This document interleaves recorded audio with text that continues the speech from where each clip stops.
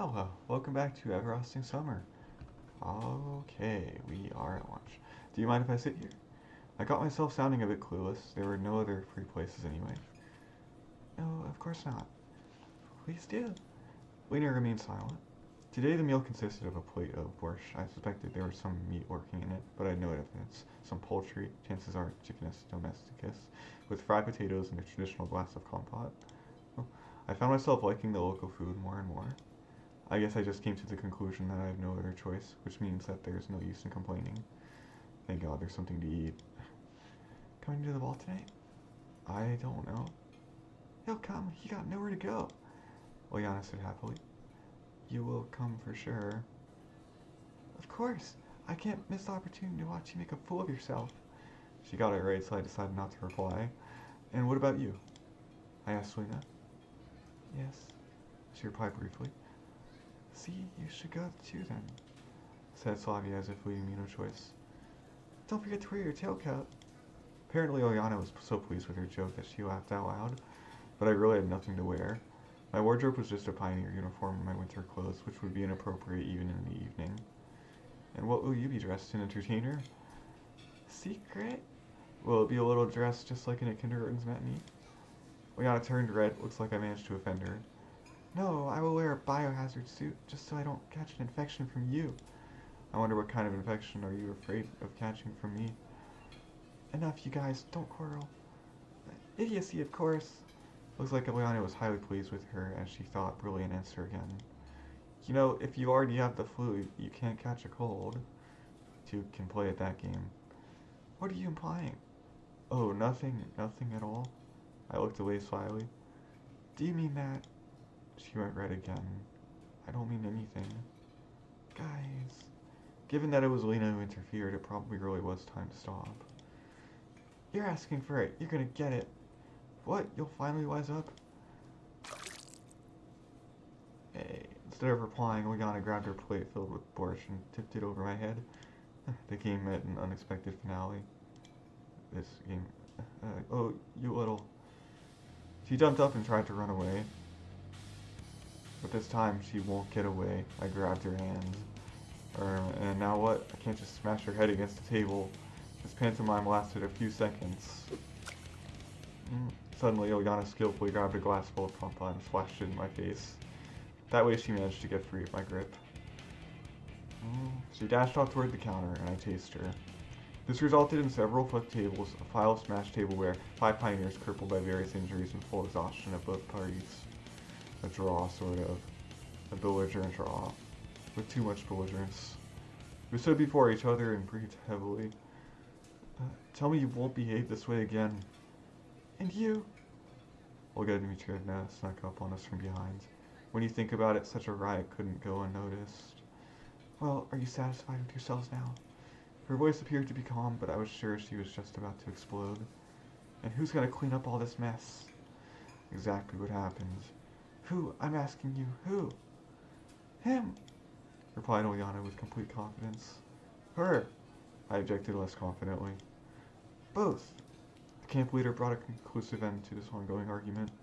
Generally, I wasn't sure that my share of the blame is more than hers, although Ulyana didn't have a drop of guilt on her face. Beat it! I'm not cleaning. Ain't nobody got time for that. This is his fault. He started it first. No, it isn't. Oh, yes it is. I'm not going to sort out all that nonsense. Semyon, go grab a mop, a bucket, some clothes, you know, that kind of stuff in the closet. And as for you... She looked at Ulyana with such a burning gaze that I felt a bit sorry for the girl. You! Start to pick up the broken tableware immediately. Olga Dmitrievna took a deep breath and continued. You're nothing but trouble. How many times have I told you? I decided to skip the lecture and went to the closet that appeared to be near the exit. Suddenly a perfect idea flashed in my head. Why don't I just run away? Sure, Olga Dmitrievna has caught us already, but I'm not the one to blame. Of course, I'm not that true pioneer she keeps talking about, but in comparison to Ulyana. Anyway, she's the principal culprit. It's not like I had nothing better to do than cleaning up the mess here. I have to seek answers. The truth is out there, somehow flashed through my mind. I'll stay. No. Nah, running away is hardly a good idea. For starters, Olga Dmitrievna has caught me already, and dashing off would only aggravate my punishment. As well as that, I was indeed partially guilty. Of course it was all her fault, but if I hadn't reacted like that, probably we could have avoided this thrashing. Probably. I opened the cabinet and took out a broom, a mop, and a dustpan. Olga Dmitrievna wasn't anywhere near Ulyana by the time I returned. She's gone? Can't you see for yourself? Ulyana looked upset. All her youthful spirit vanished without a trace. Okay, hang on a sec. I'll go and wash myself a bit first. I shot her an angry glance and headed towards the exit. I washed the scraps of lunch off myself and returned to the canteen. Well, no escaping it. We have to clean it up. It's all because of you. Just a single gaze from her gave me the creeps. Of course it is. It's me who's guilty of everything. It's me who's a local natural hazard. Oh, shut up. Still, it's kind of strange that she's not trying to avoid this cleanup duty. Ulyana had a solid opportunity to just run away and leave me alone, but somehow she did the exact opposite, diligently gathering broken plate fragments, mopping the floor, picking up chairs and tables. In fact, she was so fast that I had a tough time keeping up with her. Well, now, aren't you suddenly acting all goody-goody? It's not like I want to spend the whole day here, you dork. She still sounded irritated. Listen, you've got to understand that you can't behave like that. At least not to such an extent. For some reason I decided to try and give her a moral lecture. I haven't done a thing. It was you who's calling me names. Ulyana grabbed a bucket and a mop and went to the farthest corner of the canteen. Looks like she's still angry. Looking back at the mountain of broken tableware, I finally began to understand the scope of the catastrophe. We're lucky that at least the forks and spoons are made of metal. We still have something to eat with. But there are hardly any plates left. Hey, Ulyana called me with a shout. I went over to her. I don't get it. Why do you hate me so much? Her face became so serious that I was ready to believe that it wasn't just yet another trick of hers. Why do you think so? I have no idea. That's exactly why I'm asking you. I don't hate you. It's just that sometimes you behave like, well, you know, as simple as that, but still true. Like what? I have no idea. She lifted her gaze to me, boiling with curiosity. Well, for starters, what's the big idea in pouring the compote all over me? You were asking for it. She smiled for the first time since we started cleaning. Yeah, sure. I heaved a deep sigh. So, what do you expect from others then? Nothing, she replied acidly. This discussion was over, so I just continued cleaning up in silence. It took us a few hours to fix up the canteen. At last, all the broken tableware was gone. Chairs and tables were in their designated places. The floor looked clean. We were sitting together with Ulyana next to the food counter, breathing heavily, deservedly resting. Now, you see how much effort has to be put in because of a silly trick. But I'm not tired at all. Though the sweat pouring down her face told the opposite story. Oh, well, good for you. So, what are we gonna do next? I don't know about you, but I'd rather go. Nope, that's not all. You have to. She hesitated. To help me with another little thing. Thinking of another silly prank. You bet. She was smiling broadly. I'm not your man here. I'm more than fed up with just one punishment for today. Okay, here's the deal. If you help me now, there won't be any more pranks. Sure, that was an inviting prospect. Somehow I couldn't bring myself to trust Ulyana even for a moment. Well, it wouldn't hurt to ask. So, what is your cunning plan? We're gonna steal the candy. What? I should have expected something like that. Candy is for kids. Soon the chef will go out to dump the trash. Nobody's gonna see us. Count me out. Whatever. She grunted and turned away. Then I'll do it myself. And I won't... I couldn't even finish the sentence as Ulyana already jumped over the counter, ran to the cabinet, opened the door, and started rummaging through it. Hey, cut that. It's not like you haven't gotten enough problems with Olga Dmitrievna. She didn't reply. You won't get away with just cleaning duty for something like that. Ulyana closed the cabinet. She held a huge bag of candy in her hands. You little... Put it back. She stuck out her tongue at me and dashed off through the back door. I couldn't just leave it at that. I darted off in pursuit. Sure, the girl had quite a head start, but I still funneled all my energy into the chase. I won't lose her again. We ran through the square, turned at the music club building, and came out onto the forest trail. I'd almost caught Ulyana when she stopped abruptly. I couldn't pull up as sharply, so I crashed into her, sending us sprawling. We rolled down onto the grass. Gotcha. I gave a victorious shout. No, you didn't, she replied with an ashamed tone. Ulyana was lying under me. Her face was right next to mine. I felt her erratic breathing and the heat of her body. Sure, right now she's only a child, but soon enough she'll become a woman. It was pretty embarrassing. You gotta... she said, coming back to her senses. You want me to? Wait, she knows that. Anyway, it was a larger game to her. Sure do. She gave a cunning smile and snorted quietly. Or was it just my imagination? I'm not really in the mood. Oh, whatever. Ulyana reached up and bit me on the nose. I wasn't expecting that and even pulled back a little. Should a kid like you be talking like that? Just a moment of hesitation was enough for her to wrestle out and run a dozen feet away. Watch it. You're gonna regret this later. She laughed out loud and disappeared into the woods. The candy bag was left lying on the ground near me. I wonder if she dropped it on purpose. It's getting near dinner time, so I had to hurry up and return the candy. And preferably, very preferably, stay under the radar. Of course, I'll explain the situation. It was Ulyana who had stolen them. But who's gonna believe me?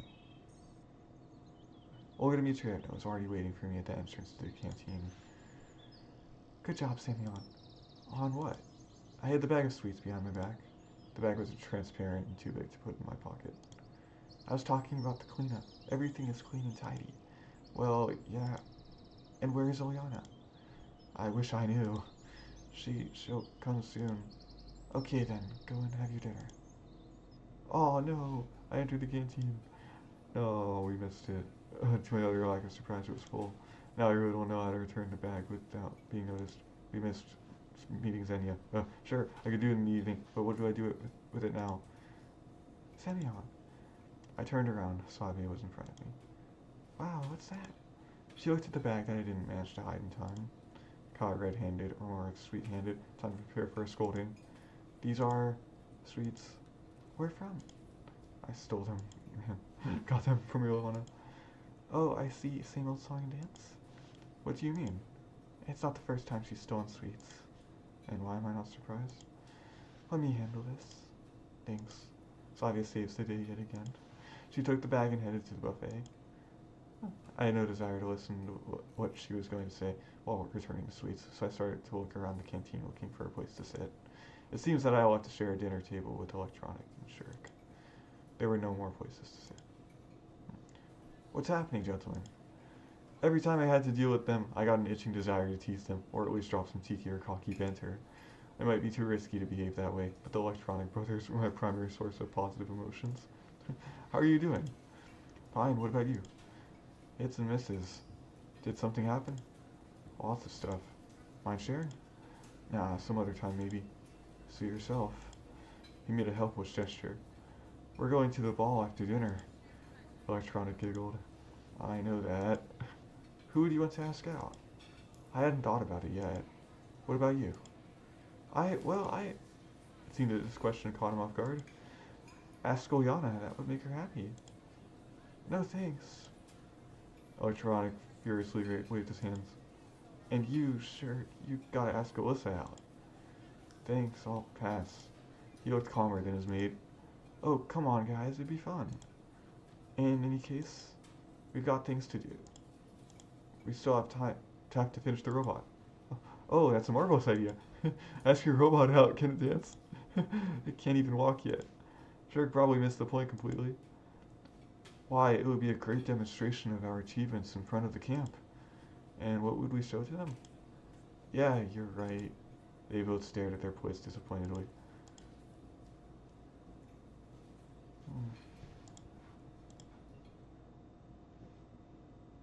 It was probably because the cleaning. Dinner was over and the pioneers started to disperse. I missed meeting with Xenia because of the cleaning. What will you wear for the ball? I asked Shurek and Electronic. We don't have anything special to wear. We'll go as we are. He indicated his pioneer uniform. They don't seem to care about their appearance at all. Well, why should I care then? Wearing my winter clothes isn't an option, so I'll go just like this. When does it start? After 9 o'clock. Got it. Oh, I left the canteen and deeply inhaled the fresh evening air. I remember those rare dances I used to go to at school. Hesitation, insecurity, even fear. I couldn't dance. I didn't know how to react if someone had invited me. I wouldn't dare to invite someone myself. All in all, I felt pretty uncomfortable about it, and it was even more unpleasant to watch others having fun. It wasn't envy, more like it was a disconcerting feeling that people were able to enjoy something so odd for me. I thought there were still lots of time till the ball, so I could sleep a little to be fresh in the evening. Entering the camp leader's cabin, I flopped onto the bed instantly and shut my eyes.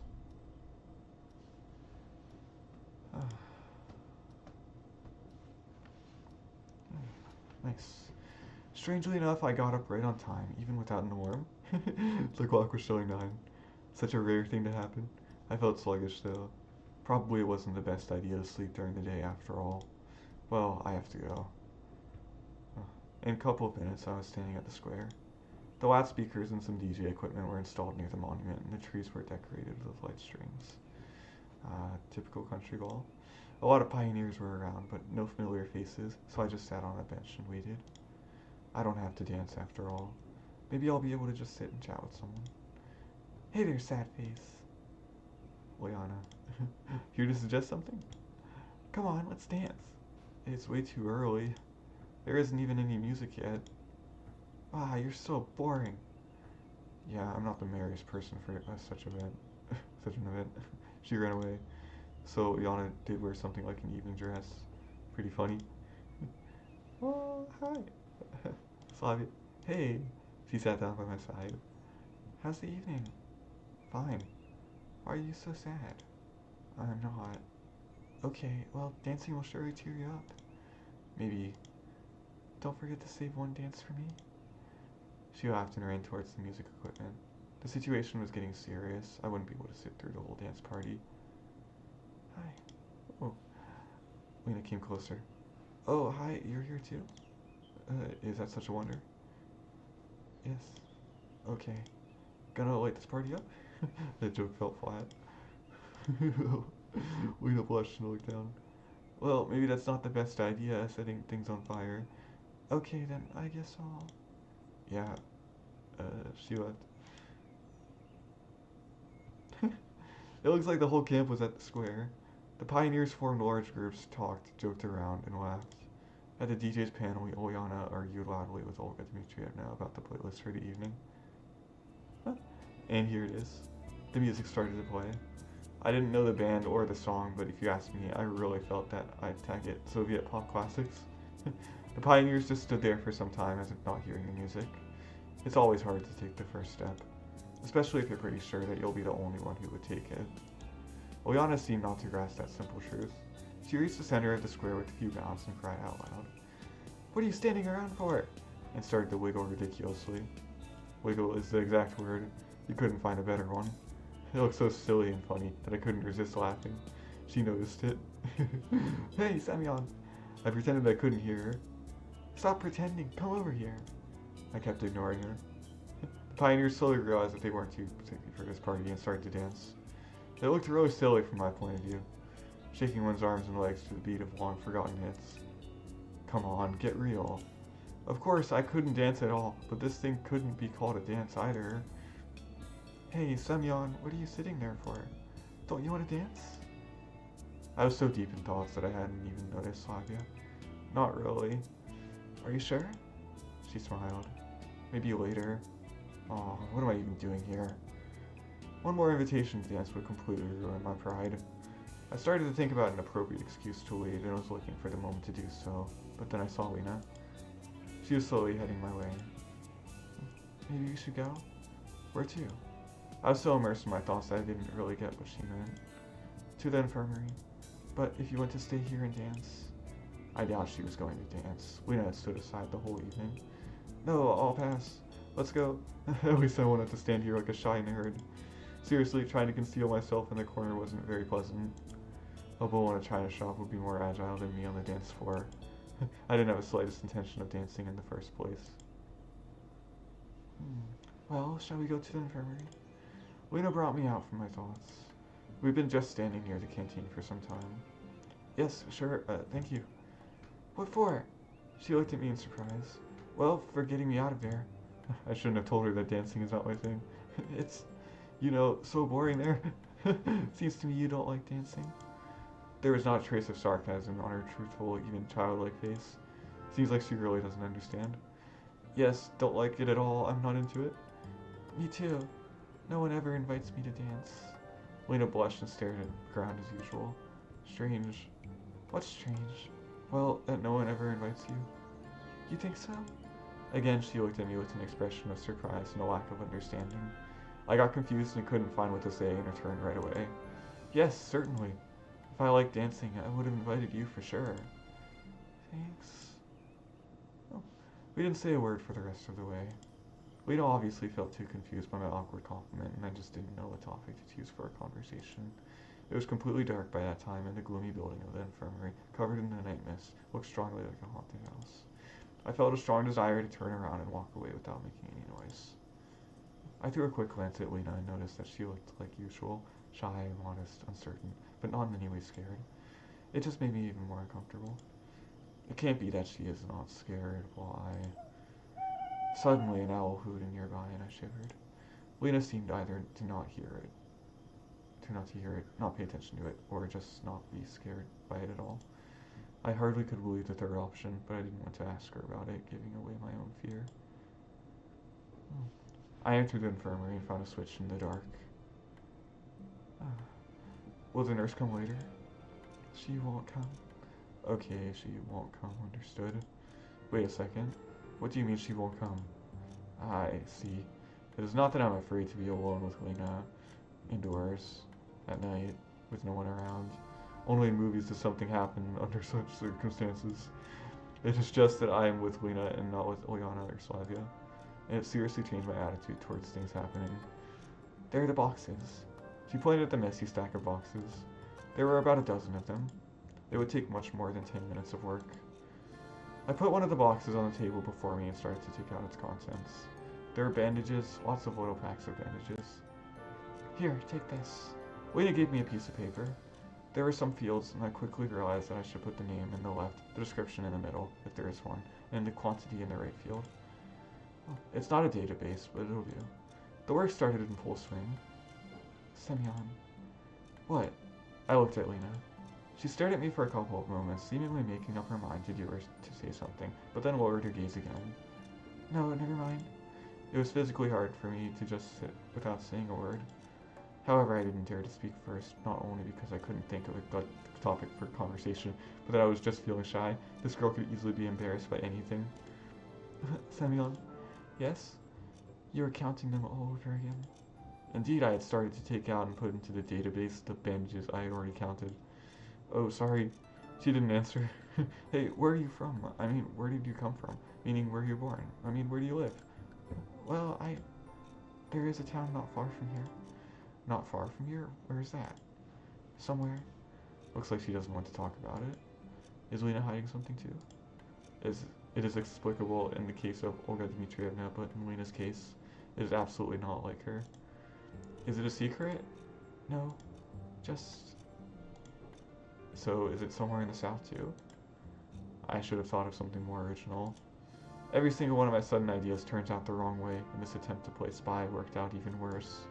And I thought that about South just because the only pioneer camp of the Soviet Union I remembered was Artek. Yes. Lena hesitated to reply. I couldn't quite tell if she was lying or not. Don't you like it here? I wonder what part of what I said made her think so. Absolutely not. I like it here.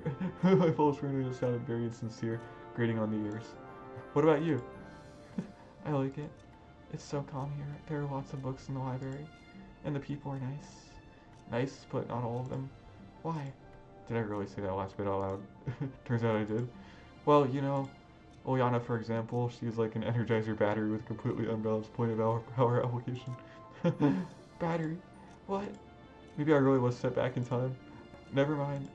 Or Alyssa, that saying, a pioneer is the kid's role model, certainly doesn't describe her. If everyone started following her example, it would be a complete disaster for the country in 20 years or so.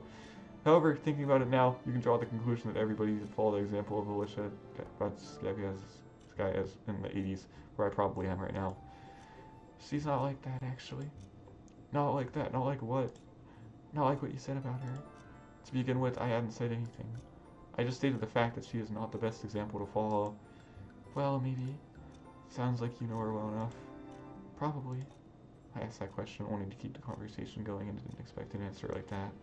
Alisa and Lena were so different. The idea that they could be close was unbelievable for me.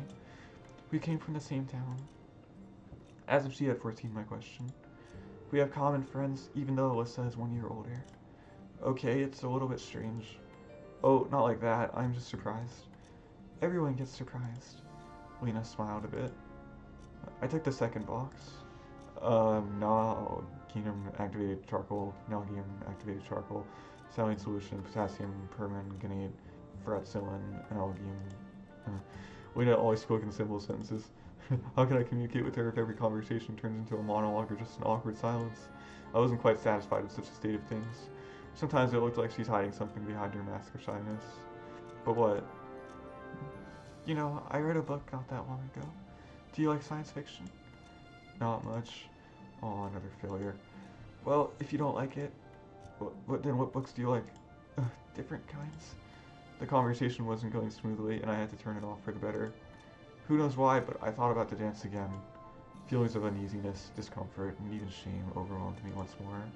Looks like I am not that different from Lena when it comes to such things. I am shy and afraid of things I don't understand or can't do. I should probably overcome my own fears before anything else, and this will help me to understand her better. I made up my mind. There are only a couple of boxes left. Yes.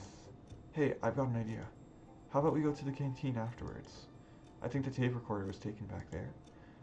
What is it doing in the canteen? I hesitated. What for? Her sincere look made it clear that she hadn't the slightest idea what I'm going to offer her.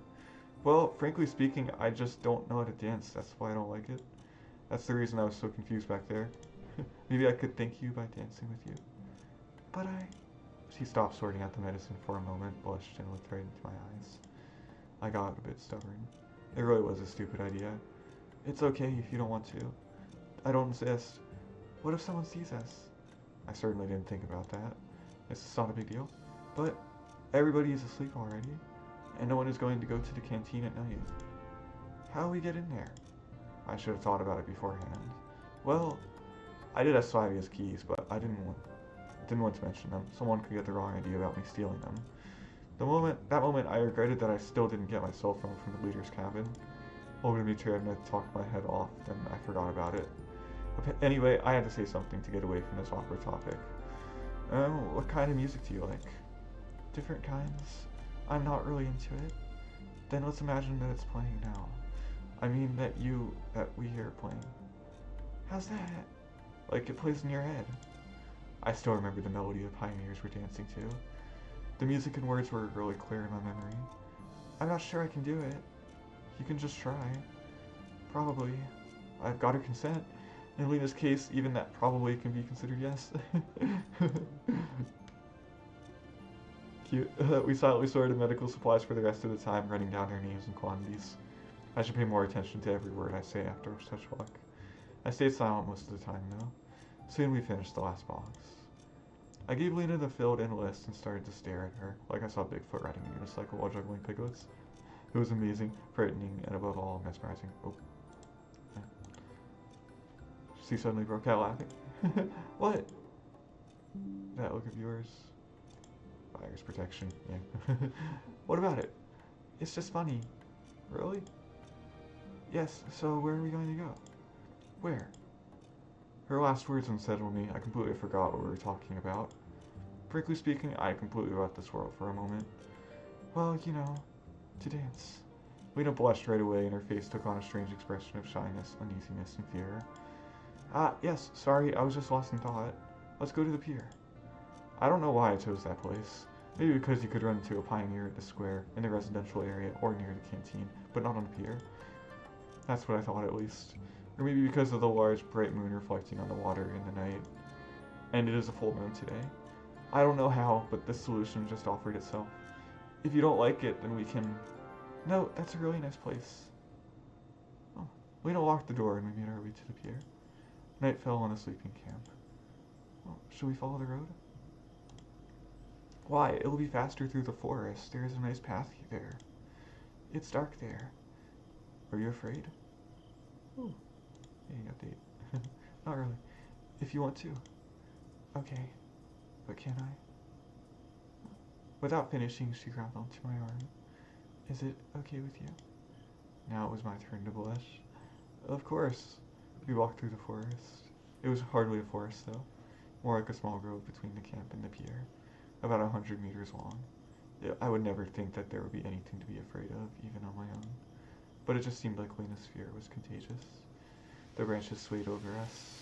I shuddered and Lena clung to my arm even more strongly. Don't be afraid. It must be a squirrel. Yeah. Oh. We reached the pier. The night was really beautiful. I walked closer to the river and called Lena. Look! The pier, the boathouse, and the moon were reflecting in the water. It looked like another world with the surface of the water being the door to Wonderland. You could just jump and find yourself on the other side. Oh, may I have this dance? I extended my hand to her and bowed clumsily. Lena hesitated. I must have overdid it with my mannerism. There's nothing to fear, I'm no good at it either. Why either? She never said she couldn't dance, though it was kind of obvious. Okay. Lena gave me her hand. I led her a bit aside and gently put my arms around her waist. We just stood like that for a few moments. And what next? Well, I don't know. Do you remember that song? Barely, but I remember. Great, let's waltz like in the movies. How's that?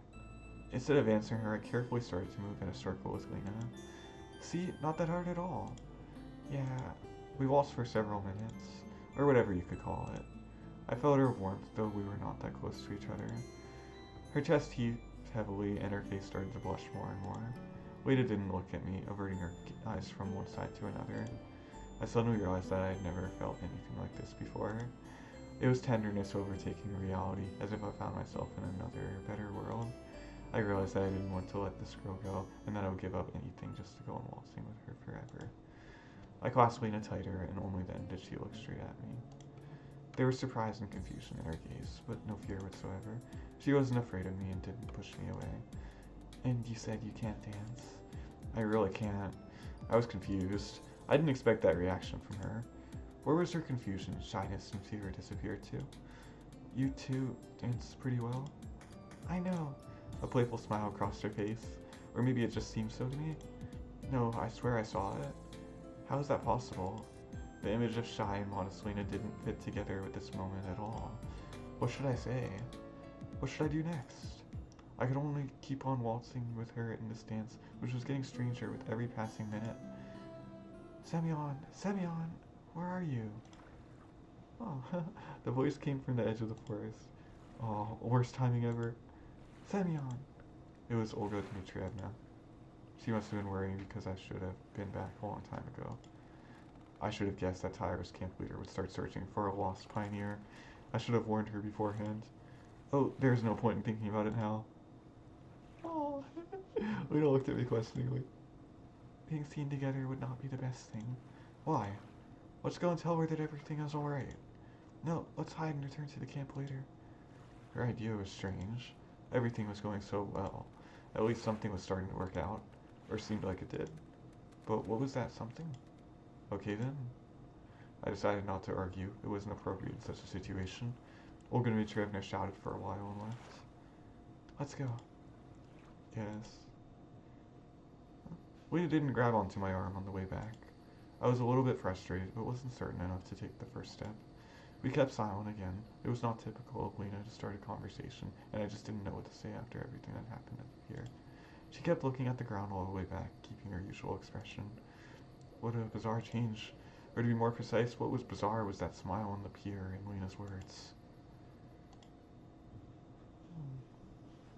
She stopped at the square. Well, I have to go. Okay. Thank you for today. Yes. Lena turned around and headed to her cabin, and I kept standing where I was. What was that? That dance, that sudden change in the mood, and then everything was back to normal. It was like I was embracing another Lena in that short moment. That's right, she wasn't herself. She seemed a completely different person. Maybe I don't know her well enough. I had a feeling before that Lena hides something under her mask of shyness. It takes much longer than 2 days to understand someone. What should I do? Maybe I was just seeing things. I walked to the leader's cabin. The whole camp was sleeping, so there was no one to see me. So what? What's wrong with a pioneer taking a walk at night? When I was almost at the door, I heard a noise behind me. The branches of the bush near the trees rustled as if someone moved there. There shouldn't be any wild animals around here. Someone must have been watching me. That very moment, I rushed in the direction of the noise, forced myself through the bushes, and looked around. It was too dark, and I didn't see anything or anyone. There was no point in going on. Even if someone was watching me, he must have been gone already. I went back to the cabin. The light inside was on.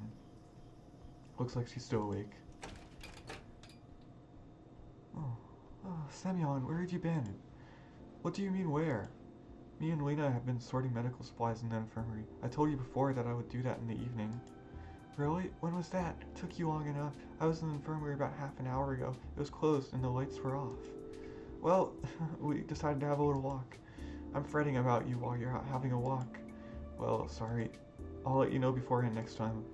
Please do. Go to bed. It's late. I can't help agreeing with her. It was by any measure a hard day.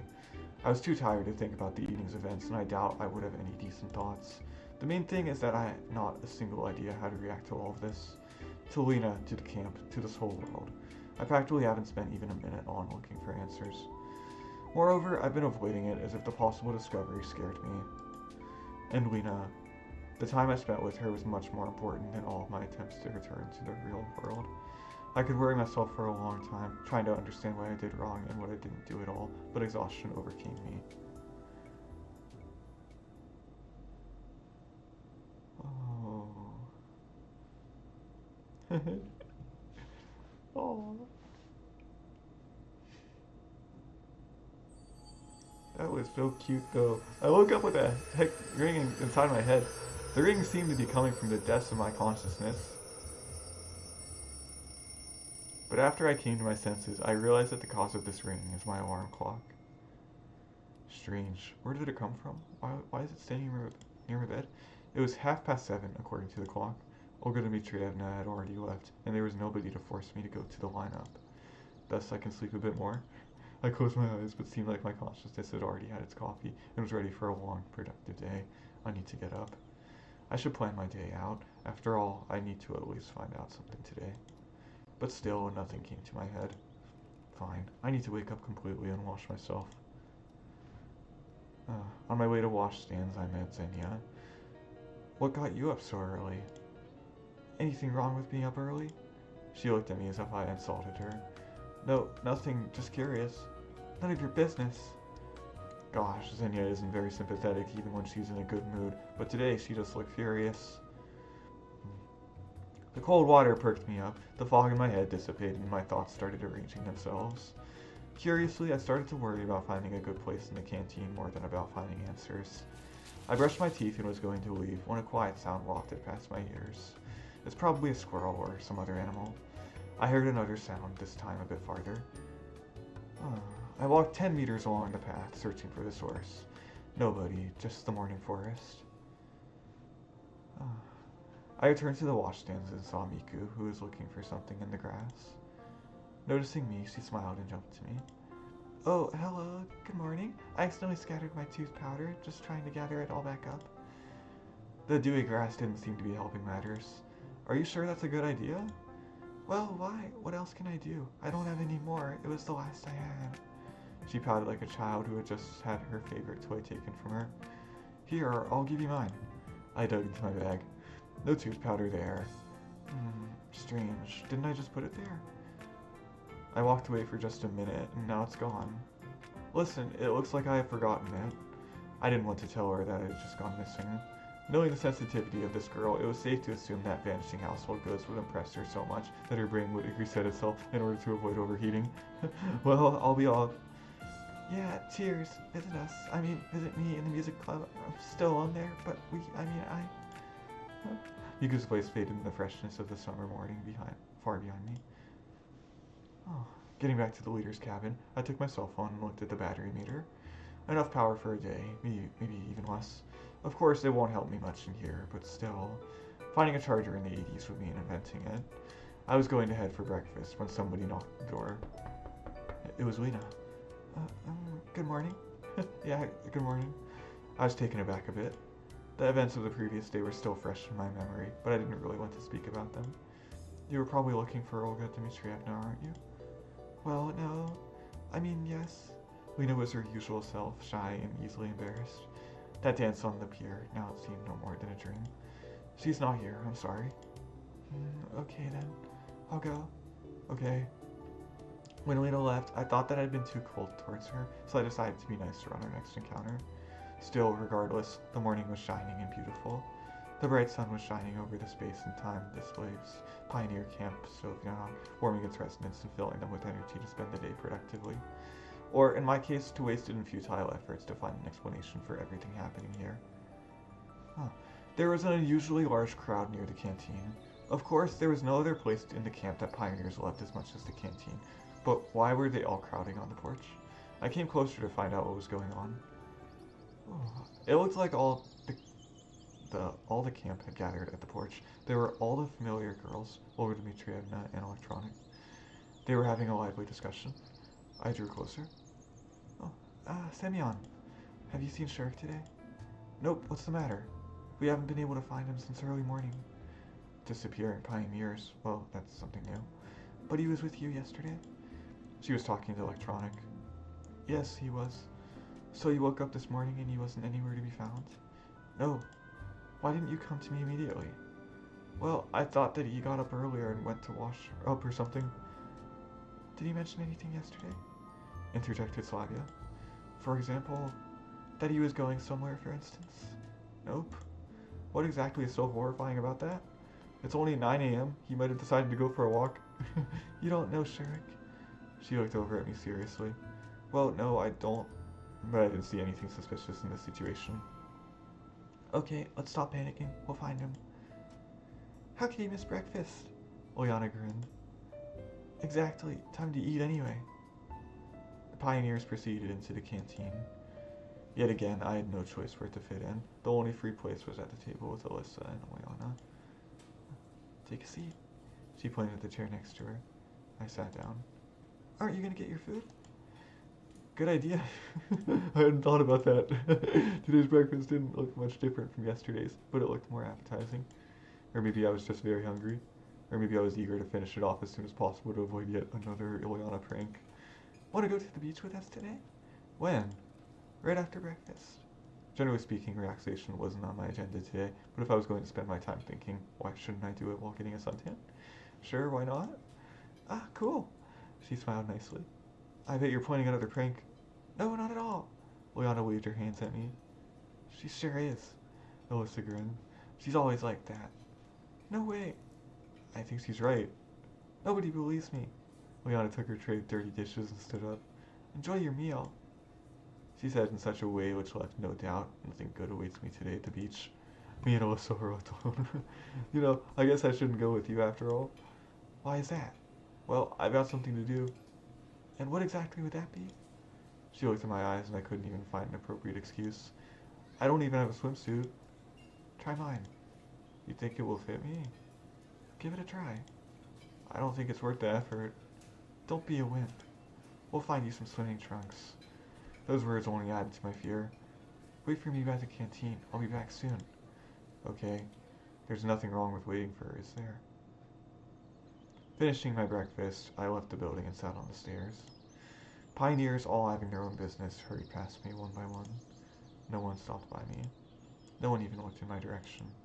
It seemed that they didn't consider me a stranger, but exactly the opposite, just another teenager their age, their comrade you could say.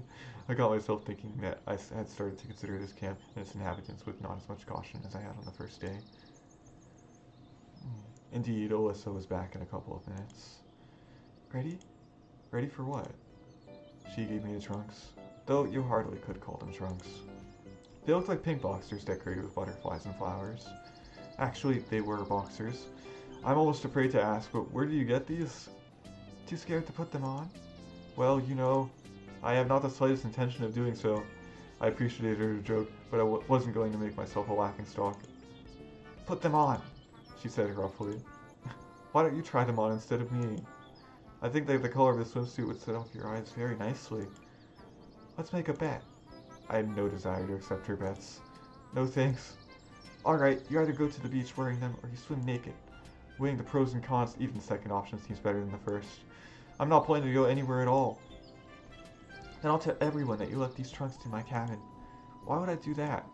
How should I know? She burst into laughter. I didn't want to argue with Alisa, so I decided to go to the beach in the end. But not in those flamboyant trunks. Okay, I'll be there in 10 minutes. Don't be late. She ran off after saying that. I dragged my feet to the leader's cabin to get a towel and to hopefully find something like trunks. Olga Dmitrievna was waiting for me in the room. Semyon, did you hear anything about Sherek? Same as half an hour ago. I walked to my bed and took a towel. Are you going somewhere? Yes, to the beach. Wait, do you have swimming trunks? You came here without any luggage as I recall. Strange. That fact didn't seem to surprise her during our first encounter. No. So what will you wear? Good question. What? I don't know. Wait a minute. She walked to the wardrobe and unlocked the drawer. In a moment, she had a pair of normal black trunks. Where did she get those? More importantly, why? Someone from the previous session might have forgotten them. Considering all the strange things in this camp, it wasn't really surprising to find men's swimming trunks in Olga Dmitrievna's room. Thanks. The trunks were just my size. I got changed behind the cabin and went to the beach. A lot of pioneers had already gathered there, but I recognized only Alisa and Ulyana. Come here. I walked over to them and sat on the sand. I see you found something better. She stared at my trunks and smirked. As you can see.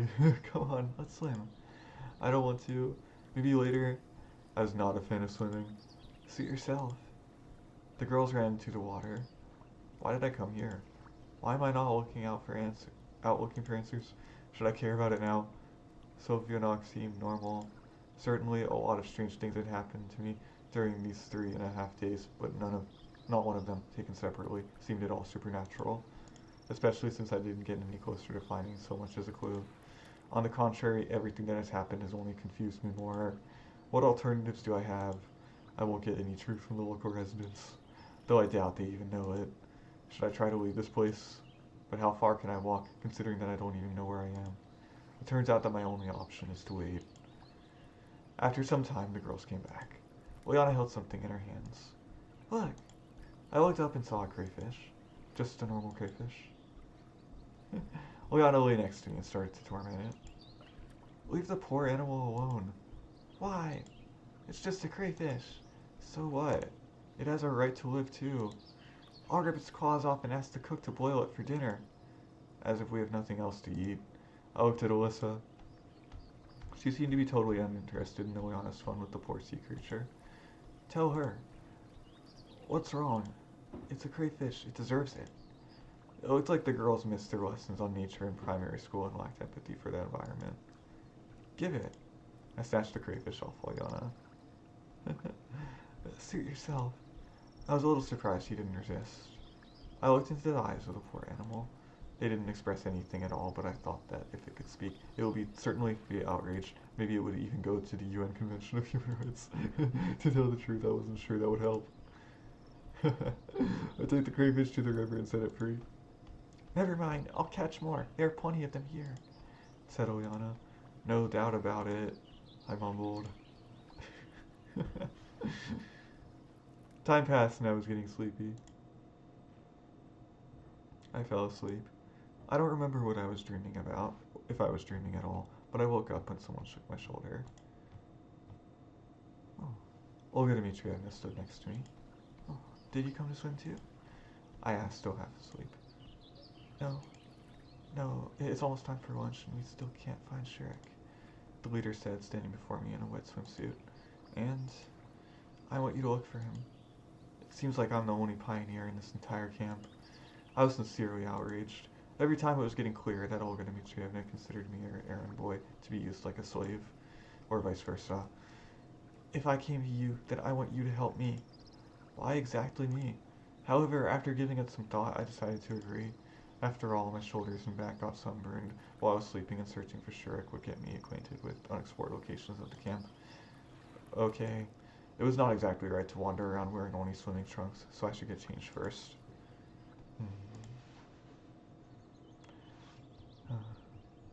10 minutes later, I stood outside Olga Dmitrievna's cabin, deciding where to go. Okay. Oh, I can go to their room too. Okay. How about the bus stop? The bus stop seemed to be a fine choice. A strange thought came across me. Perhaps Shirk is in the same location as me, and so he decided to run away from this camp, maybe by the 410 bus. It could really turn out to be true if he came here by accident too. Although the chances of that are quite slim. But you never know. What if the bus would really come? However, I could hardly believe in that.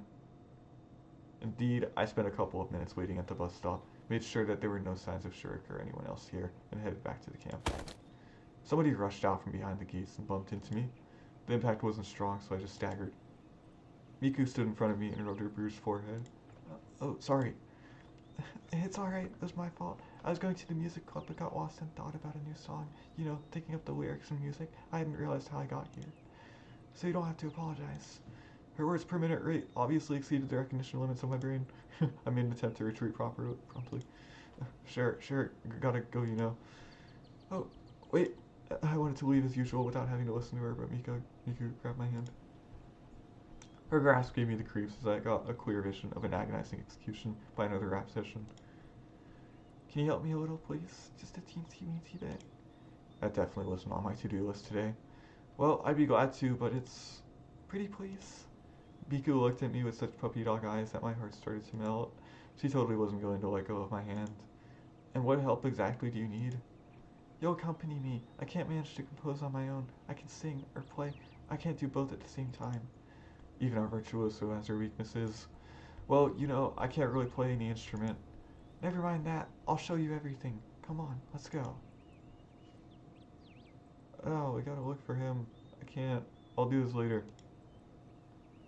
You know, I should be searching for Shirk and all that stuff. Miku looked at me with frustration. Just for a little bit. I was lost for words. She dragged me along with her. Probably nothing good will come of this, but the only way to get her off me is to wrestle my hand out of hers. But that wouldn't be very nice. Nothing bad will happen after all. Probably. Wait, I wanted to do another one. I don't know, I don't think it let me pick. Did it? Within a minute, we were already standing at in the music club. Miku took a guitar. Here, have a look. She sat down and started playing. I tried to follow her hands. The tune seemed quite simple. It seemed quite easy to repeat it. Oh, got it? Kind of. Let's try. I took the guitar and started playing. That didn't really work out. Let me show you one more time. She played much better than me. Looking at Miku, I wondered. Of course, she was a chatterbox. She was naive and clumsy. However, she was extremely talented in music. Hey, try again. I managed much better the second time. Wow, that's much better. She smiled. It wasn't hard, in fact. Just repeat the same notes over and over. Just don't lose track. Start on my command. Okay, ready, go. It was a song in Japanese. Frankly speaking, I didn't understand a single word, but Miku's singing was quite good. It was outstanding. She put her heart in every note, every word. Yeah, music probably is the very first thing for her to dedicate her life to. It seemed like it wasn't her who chose the music, but the music that has chosen her. The last half an hour presented Miku in a completely different light. Oh, thank you. Did you like it? I finally managed it with you. On my own, it's not so good. I either messed up with the words or missed the strings, and it's just perfect with you. Thank you so much. You really have a talent, you know. Just to play like that without any preparation. Nope, it seems I've changed my opinion about her too hastily. Thanks for the song. Gotta go, see you. Thanks for... The rest of her words were off behind the door. I leaned on the wall of the club cabin inside. Miku's song was still playing in my mind. Okay. Oh, that was great. Boathouse. Yeah, okay, boathouse then. Maybe Sheriff decided to pick up stones near the water. In the worst case, I'll find his corpse, but I'm sure that it won't end up that way. I was crossing the square when somebody called out to me. Wait! Alisa came up and smiled. I immediately sensed a trap. Where are you going? I am searching for Shurek. Olga Dmitrievna asked me to. And how is it? Exciting? She looked intently into my eyes and I turned away awkwardly. Not really. But you know, a pioneer is missing. Surely you're not freaking out over such a minor thing. What do you mean? Only a few hours have passed. Maybe you just lost track of time while having a walk. Certainly, I've had the same I'd had the same idea, but I wasn't telling her that. Yes, that's true, but who knows what could have happened. Let me help you with it. With what? I got suspicious. With looking for Shrek. Oh, but I can do it. Oh, come on. She smiled at me, but there was something malevolent in that smile. Naturally, a smile was cute enough, but it really seemed to me like there was something behind it. Well, if you insist. Since I could not understand what's on her mind, I had no real reason to refuse. But before we go, I have to get one thing from home. Okay, I'll wait for you. You're actually serious about just standing there? Let's go. Okay. We approached Alyssa's cabin. It would be just like all other cabins if not for the Jolly Roger on the door. By the way, Ulyana is my roommate. Okay? We entered the cabin. The complete chaos inside really reminded me of my old flat, though why I thought of it as old. In general, I would imagine a girl's room differently. Snow-white sheets, walls, floor, and ceiling shining spotless. But when you consider that the two most exemplary pioneers are living here, we just stood silently for some time. And what did you need to get? Huh? Seems like I interrupted Alyssa's timing. Yeah, it's not here actually. Wait here, I'll be back in a minute. She smiled and ran out. She seems really flaky today.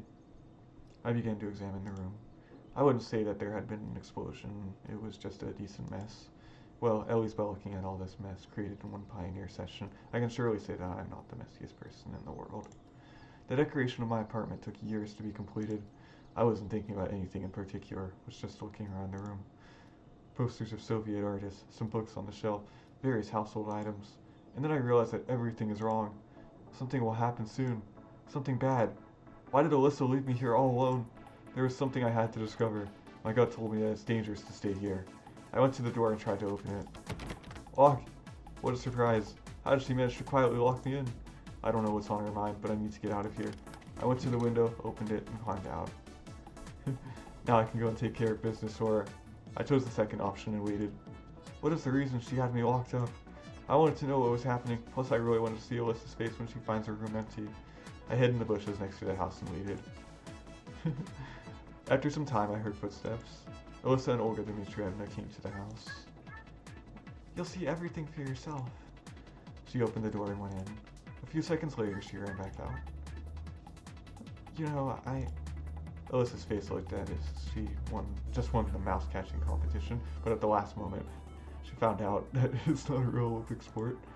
So he just disappeared. Olga Dmitrievna asked skeptically. I did the right thing by closing the window after myself. Oh no. You know, I understand everything about Sketskaya. You and your roommate, every time the same thing. Haven't you had enough yet? But it's true. Really, one story after another. Semyon in your cabin. Semyon harassing you. Why do you keep lying? It's horrible. Alyssa seemed really upset and, to my surprise, was not trying to argue. On the one hand, it was funny to look at, but on the other, I felt a bit sorry for Sketskaya. She deserves it though. Our leader finally finished scolding her and left. Alyssa was mad. She clenched her fists and trembled. Her face was flushed. It seemed to me that she was going to explode. I sat in the bushes and laughed quietly. However, I was wondering what was on her mind, and I came out of my hiding place, not afraid of being beaten. So, what exactly did you want to show the leader? Me? Alyssa turned and looked at me with disbelief. After a moment, surprise turned to anger. You! What about me? She calmed down a bit. I wanted to get even with you. She smirked. Meaning? You lost the bet. So I wanted to show the camp leader how you're stalking me. I wonder what wrong Olga Dmitrievna could find in this situation, but let's move on. I see. Maybe I should apologize to you, sarcastically. Screw you. She went into the house, slamming the door. I wasn't angry at Alyssa.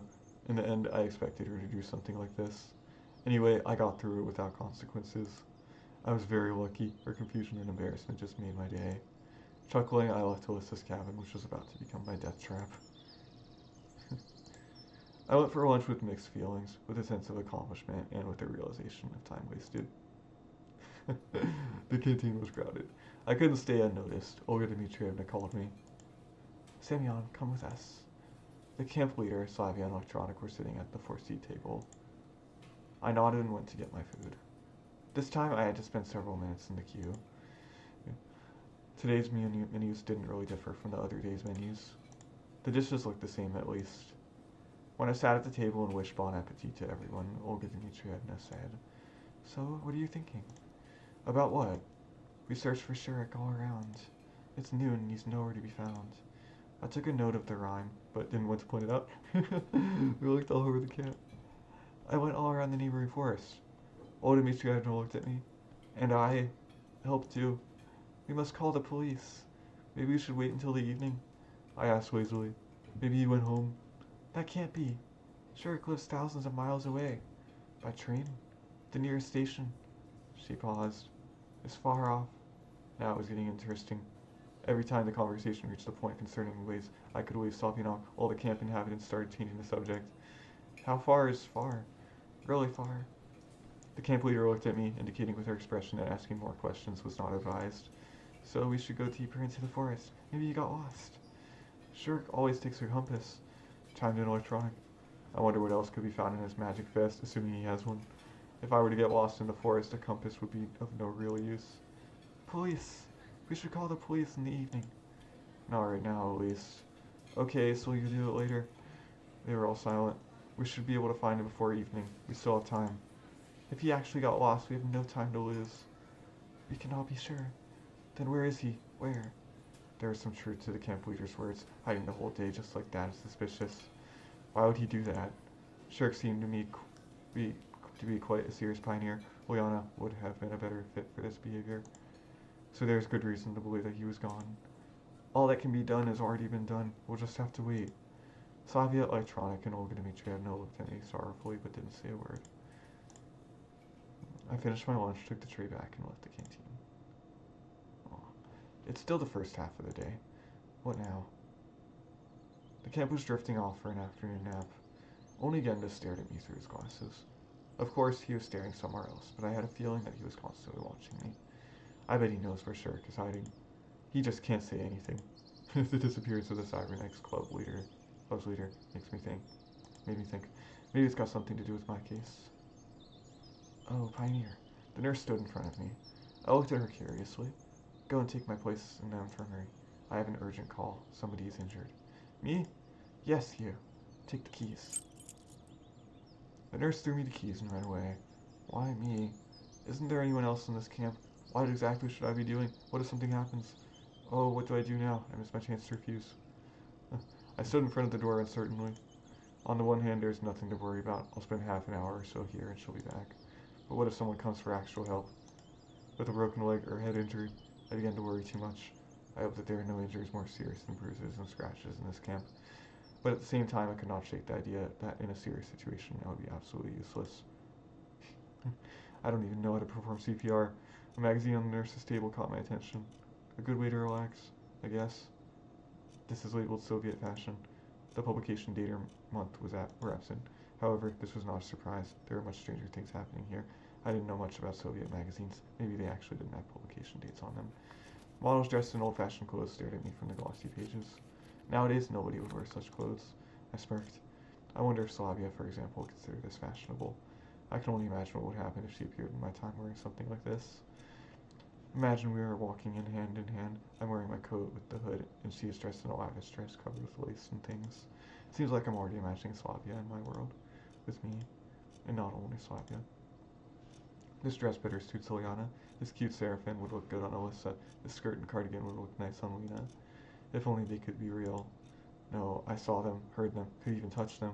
But still, they are here, and I simply do not belong in this place. Don't belong in this place. It's alien to me. I'm just waiting for a chance to get out of here. Waiting because nothing is up to me anymore.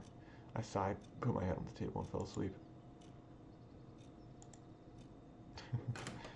I was awoken by the noise of the door opening. Lena stood at the door. The nurse isn't here? Then I'll come back later. I'm substituting for her. Since I'm responsible for Pioneer's lives, I should do it with full responsibility. Although, in fact, I was just afraid of something bad happening because of me. Any health complaints? I tried to give Lena the most professional smile I could in order not to confuse her. Nothing special. Just a little headache. Let's do this. Some painkillers, maybe?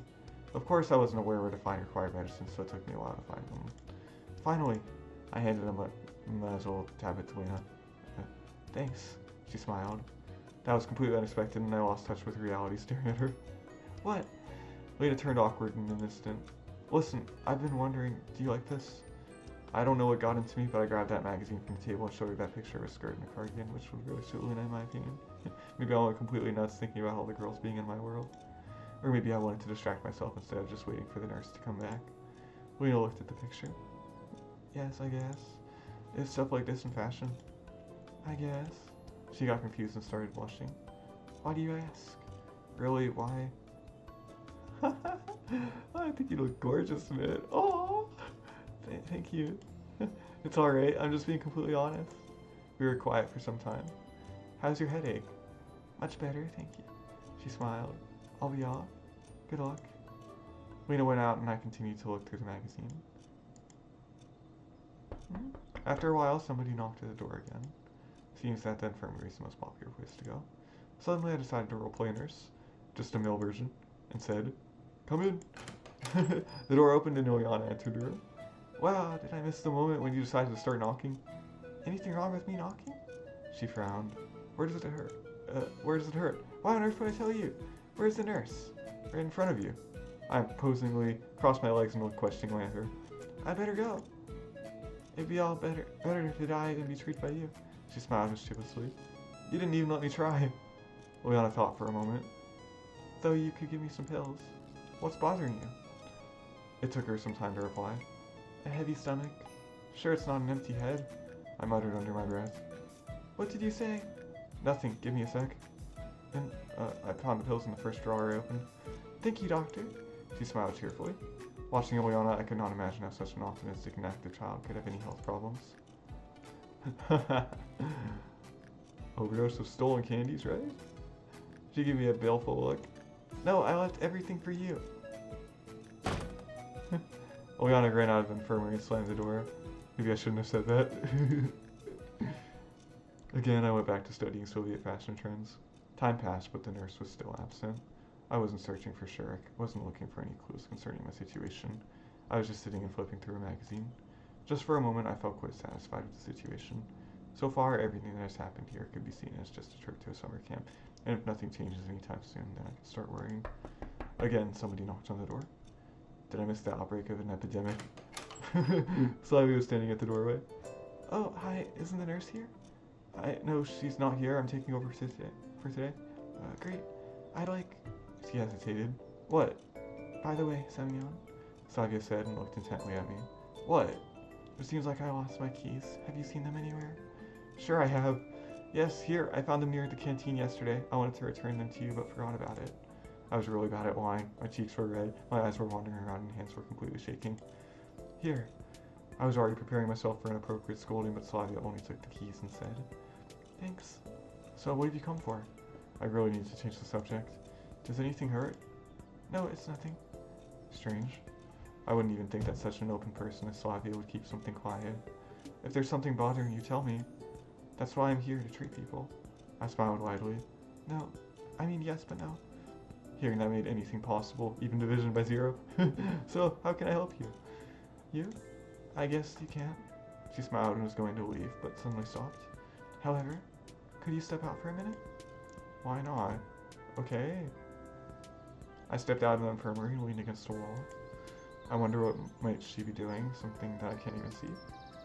After a minute, the door opened and Slavia came out. She was carrying a small bundle. I won't ask about it. Good luck. Oh, good luck. I shouted after her. Thank you. She gave me one of her sweet smiles before leaving. I looked at the time. It was getting late. I'd read the magazine backwards and forwards, but the nurse still wasn't here. Alright, awesome. Suddenly the door burst open and Melissa rushed inside. She looked at me piercingly. What are you doing here? Sitting, I admitted honestly. Okay then, it's even better without the nurse, she murmured. Are you sick? I asked acidly. Melissa didn't answer and came closer to me. Move over. Why? So I can open the drawer, isn't it obvious? What for? She got angry. None of your business. Well, I'm kind of in charge here. She gave it a moment's thought. Then give me some activated carbon. Stomachache? Yeah. She grinned sharply. I got the feeling there was something wrong here. Okay, I'll give it her. But you never know. What if she really has an ache? Okay. I reached into the drawer and got out a packet of activated carbon. Thanks. She wrestled it from my hand and ran away. It was 15 minutes till dinner, and the nurse still wasn't back. I guess just leaving the place like this won't do. She asked me to look after it, after all. And who knows what might happen if I leave. Though who would want to steal anything from here? Except for Alisa stealing activated carbon. I opened the magazine again and began flipping through it for the nth time. The fashions of the 80s weren't that fun anymore. Yawning got me several times. It was already 6 o'clock, so dinner had already started. Of course, I had to be on the watch till the end, but my stomach seemed to have its own opinion on the matter. I stood up and steadily headed to the exit. A rustling sound came from behind the door. Could it be someone else who got poisoned, broke their arm, or something even worse? I sighed heavily and pulled the doorknob. However, there was no one out there. Seems it was just my imagination. I returned inside and instantly noticed that something had changed in the infirmary. To be precise, an apple had appeared on the table. But where from? Fruits can't just materialize from thin air by themselves, can they? Though in this camp anything is possible, chances are someone just brought it here. Maybe Lena wanted to thank me, given that she's all shy and... But wait, how could she just slip past me like that? Lena wouldn't climb through the window after all, so there must be something else. I was suddenly overwhelmed by fear. What if the apple is poisoned? Though why would someone complicate things? Well, when I'm here totally helpless and can be killed way more easily. Or it might be the apple which Eve tasted in the Garden of Eden. In that case, I certainly shouldn't eat it. The same second my stomach reminded me it was there by grumbling traitorously. However, it would take some time to close the infirmary, to reach the canteen, to get food. My stomach is about to eat itself. There's nothing wrong, I guess. Once again, I tried to remember if this apple was here before. In the end, it must have appeared from somewhere. Maybe it got here through the window? The shutter was slightly open, so someone must have reached in and put it here. Nothing serious, however. Okay, sure. Finally, hunger prevailed, and I started chewing on the red green apple with gusto. Its taste seemed normal, though I don't think that even the strongest poison can be tasted. But it's too late to think about that. It was time to go for dinner. Along the way, I grinned until like drawing. How's it going? Did you find Shirk? No, still no sign of him. Don't worry, we'll find him. I tried to cheer him up. Too much time has passed. I'll just keep on searching. What about dinner? No, finding Shirk is more important, he muttered thoughtfully. I left him at the crossroads and wished him good luck. Pioneers crowded in the doorway. I quickened my pace, trying not to be the last one in the line, at least for today. Okay, and that's good for now. Great. Bye!